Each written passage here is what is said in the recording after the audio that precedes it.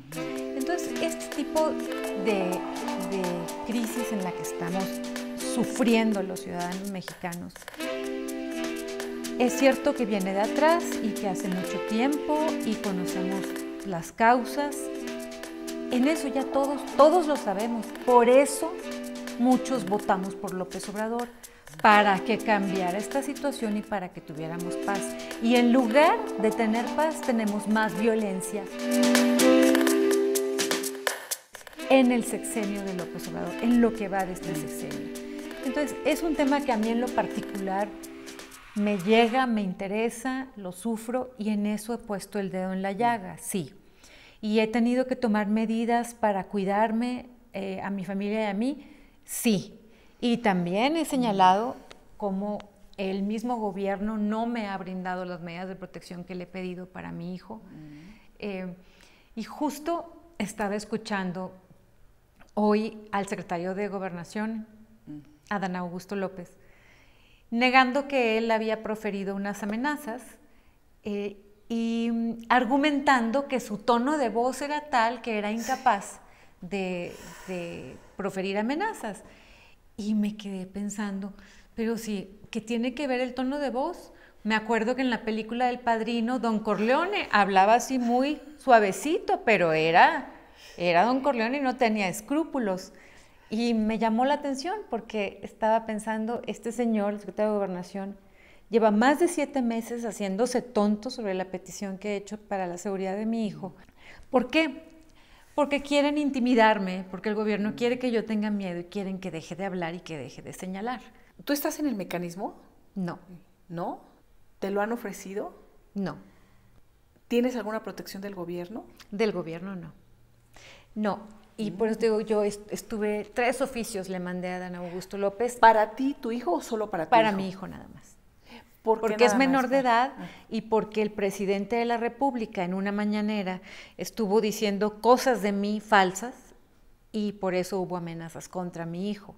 Pero hace más de 7 meses y terminó Adán Augusto enviando la petición a la Secretaría de Seguridad Pública, a la que yo exhibí en el Senado de la República y de hecho le entregué el libro del Padrino para que lo leyeran, para a ver si les cae el 20, en el sentido de que quien hace tratos con la mafia no sale bien. Y este gobierno es tan torpe y tan soberbio al mismo tiempo que creyeron que con sus tratos con la mafia iban a poder controlar la cuestión, controlar su acuerdo y evidentemente no es así. Lili, lo dijo Francisco Labastida, que ayer hay indicios de esta relación del gobierno con el cártel de Sinaloa. El mismo día lo dice Porfirio Muñoz Ledo en Copal, en donde indica que hay una colusión, una relación del gobierno con el crimen organizado. El presidente dijo que es falso y que además le daba pena incluso Carmen Aristegui, porque había entrevistado a Labastida, y además, bueno, y denostó su trabajo, e hizo referencia a la edad de Labastida y de Porfirio Muñoz Ledo. Tú lo has señalado en la más alta tribuna del Congreso, y eres una mujer joven, y muchos han dicho, ¿en dónde están las pruebas? ¿En dónde están las pruebas? Que presenten pruebas. El presidente también lo dijo. ¿Qué respondes a eso? ¿Cuáles son esas pruebas? Las pruebas están a la vista de todos,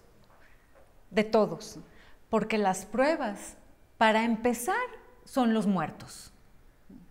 Para empezar es la sangre derramada en este país. No se puede entender esta escalada de violencia y este empoderamiento del crimen organizado sin colusión de autoridades. Creo que eso, bueno, se ha dicho aquí y en otros países y siempre, eso está ahí. El tema es qué autoridades y en qué niveles se han coludido. Yo creo que al más alto nivel, empezando por el propio presidente de la República, porque él mismo ha dado la orden de que no se persiga a los criminales. Este gobierno no tiene órdenes de aprehensión contra los más grandes y nefastos capos que hay en México. Si no hay ni la orden de aprehensión, pues no puede caminar nada. E incluso dejó escapar a Ovidio, el hijo del Chapo Guzmán.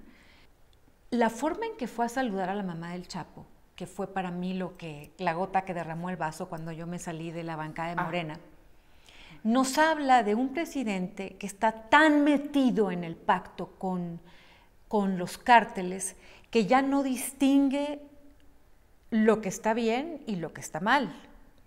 Está tan metido que se le hace poca cosa correr en una forma rápida y presto él, en una forma prácticamente servil, acercarse a la madre de este capo, a decirle prácticamente pues que no se preocupe, que ya recibió su carta. Cuando saludar a un presidente de la República era un alto honor. Él degradó la investidura del presidente de la República en el momento en que corre así a atender a la mamá de este criminal que ha provocado pues no sé cuántas, pero miles y miles de muertes, y si no son muertes, son problemas de drogadicción y problemas de salud. Entonces, ¿qué tanto está metido que ya no distingue el presidente?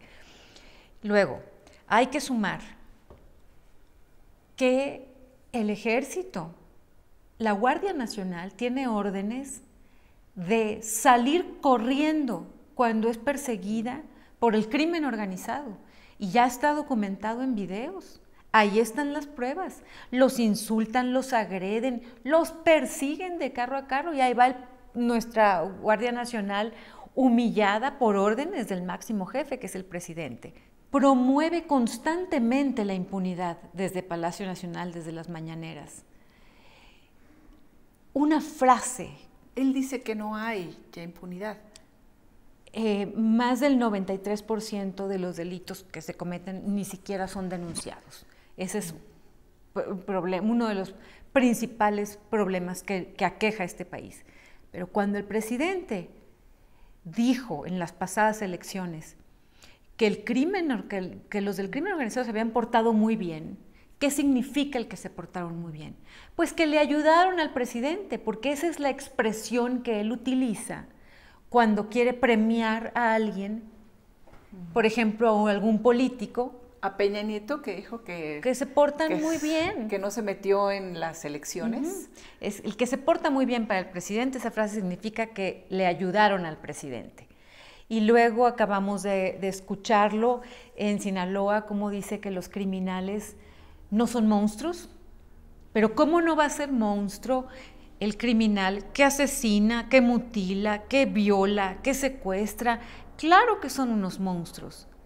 Él está tratando de normalizar que los criminales se muevan haciendo lo que les da la gana en plena impunidad en el país, hasta con los retenes donde en este país hay por todas partes, en caminos de terracería, de piedras, en carreteras internacionales. Señaló que los medios hicimos escándalo con la nota. El escándalo es que detuvieron ahí en Sinaloa, cerca de Badiraguato, a periodistas. El escándalo es que tenemos un presidente de la República que dice que no pasa nada porque hay retenes, y los retenes son gente armada que baja a los ciudadanos de sus automóviles, les roba en el mejor de los casos, en el peor de los casos, porque hay muchos casos en que los dejan a las familias a un lado de la carretera, te roban, te secuestran o te matan, y el presidente abiertamente está diciendo que no pasa nada. Las pruebas de su pacto con el crimen organizado son muchas y están a todas luces. Cuando nos dicen en el Senado, que me han dicho, ay, haz una denuncia, si no hay ni abogados en este país que se atrevan a presentar la denuncia, porque ya sabemos que como tienen los capos la protección de la más alta autoridad de este gobierno, ninguna cuestión legal va a prosperar. Y al contrario, los que nos atrevamos a hacer eso, estamos en el gravísimo peligro de perder la vida.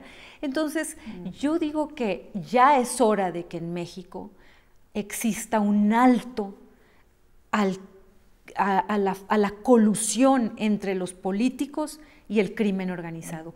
Basta de narcopolítica, basta de narcoestado. Tenemos que tomar fondo, tiene que haber un hasta aquí, Elisa. Y creo que empieza por empezar a denunciarlo y a decirlo con todas sus letras, que el presidente está mintiendo y que los ciudadanos sabemos que los capos están protegidos. Para muestra un botón, se mueven con toda libertad por el país. Hay territorios en nuestro país que son dominados por los cárteles, donde la Guardia Nacional ni siquiera entra, y si entran, salen corriendo.